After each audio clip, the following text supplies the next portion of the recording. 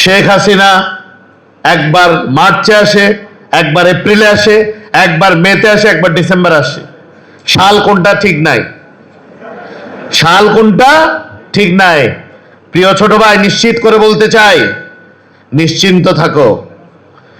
এই অবৈধ স্বৈরাচারিণী জীবদ্দশায় একটা দেশপ্রেমিক বাংলাদেশ যতদিন বাংলাদেশে জীবিত আছে সাজা ভোগ না করে এই দেশে ঢুকতে পারবে না। আত্মসমর্পণ করে আসতে হবে।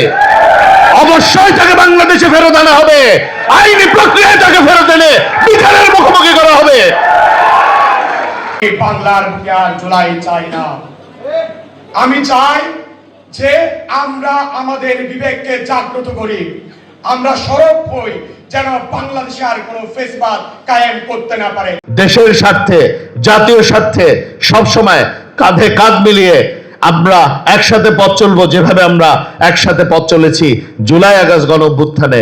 17 বছরের আন্দোলনে যদি একসাথে জুলাই আগস্টের মতো পথ তুলতেন তাহলে আমাদের 17টা বছর অপেক্ষা করতে হতো না বন্ধুগণ।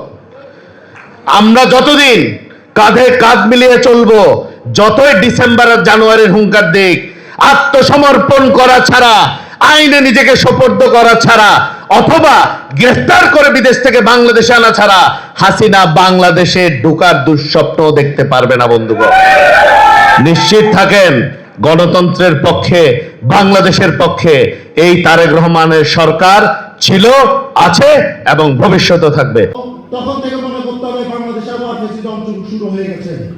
আর নতুন করে আমরা কাউকে ফ্যাসিস্ট হওয়ার সুযোগ দিব না।